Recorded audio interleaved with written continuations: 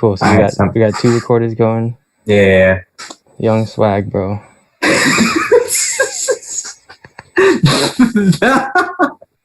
You enunciated it with your chest, bro. You said young swag, bro.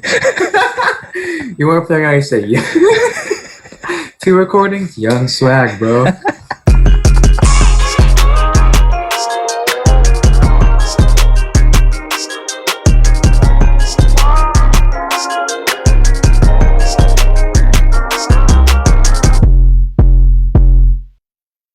Well, what's good, bro? Yo, what's good, TJ? What's up, Marvin? Happy Sunday. Happy Sunday to you, bro.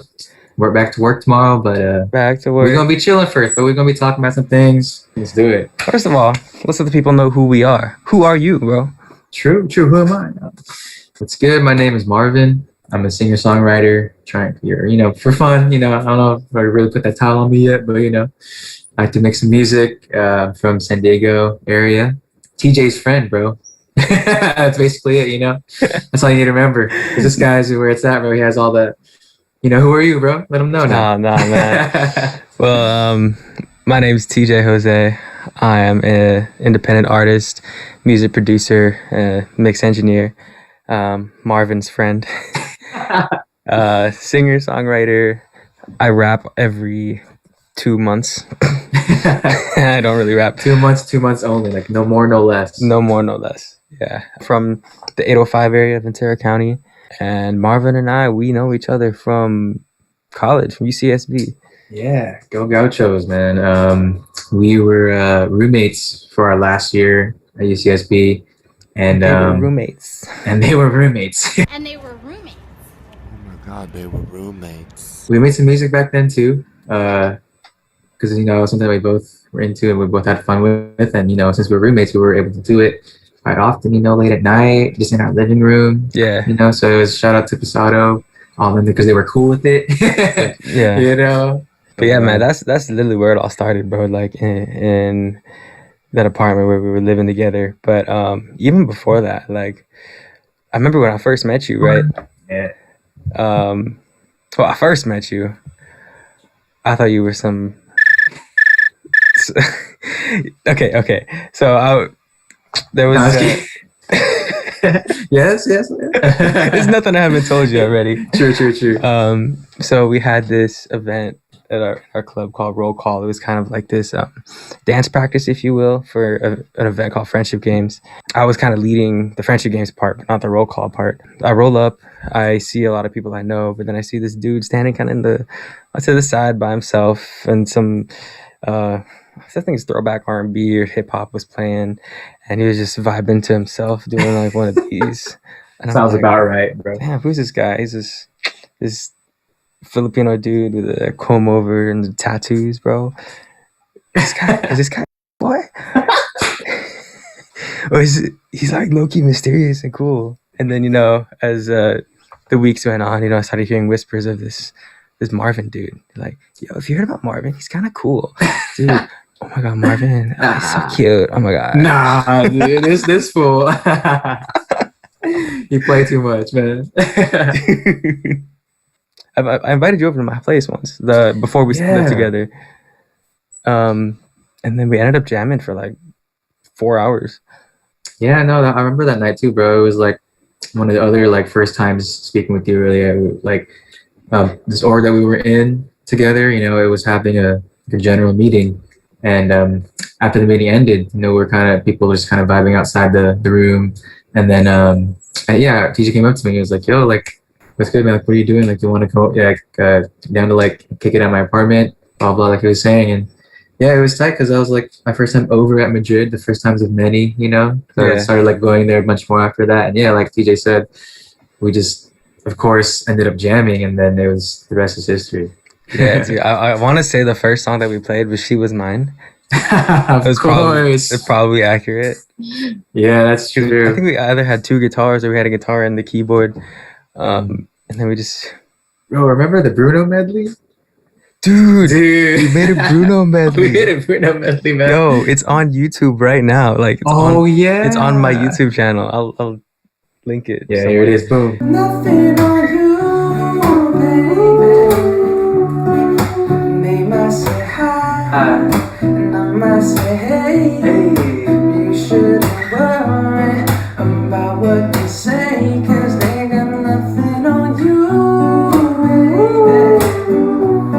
baby. We didn't have a tripod. Do you remember that? Right. Like we had to use like textbooks and stuff. Hella books on like a leather couch. It wasn't like even, so the recording's all crooked. So yeah, when you check that out, or if y'all check that out, you know, if you're annoyed, if you're one of those people that are annoyed by a little bit, you know, disclaimer. Just like watch it on your phone and like tilt it yourself. Yeah, exactly. But you'll see baby Marvin and baby TJ.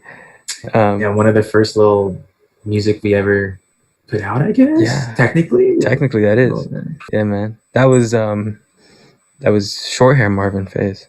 Right. Yeah, short hair, and now I got this bun on my head. Yeah, back man. There. Before blonde hair Marvin.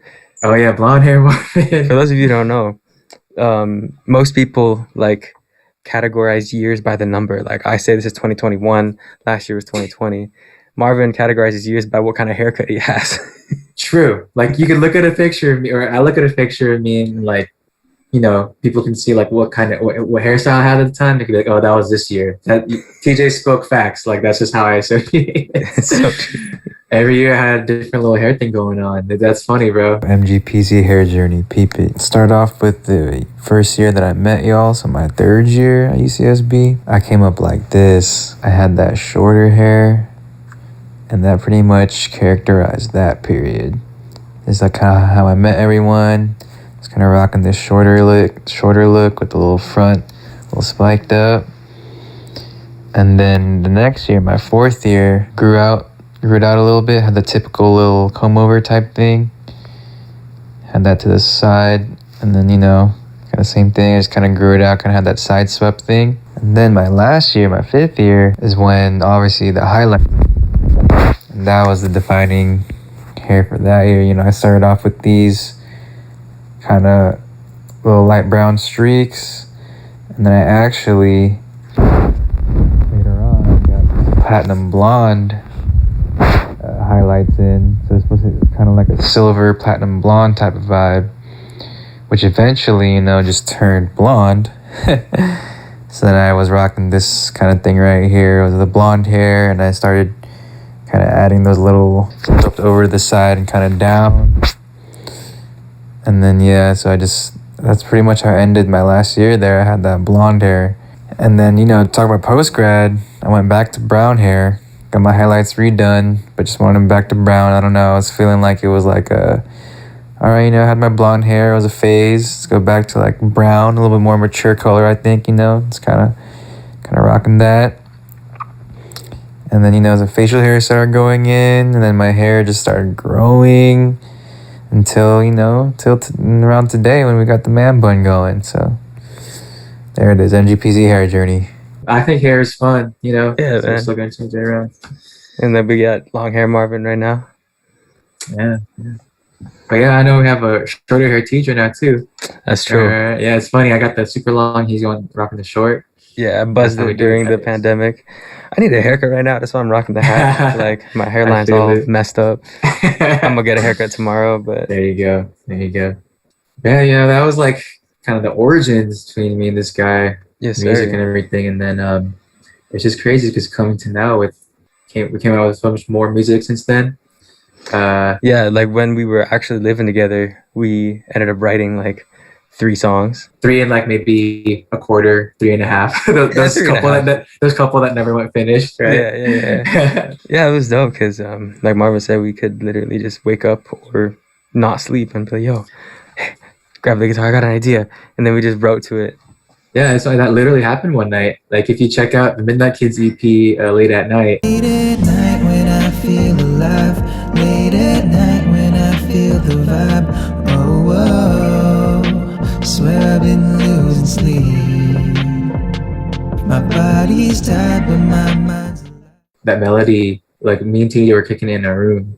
And we were just like, it's late at night. We were like in bed literally, just about to knock out. And then TJ kind of gets up and he just goes like, yo, Marv.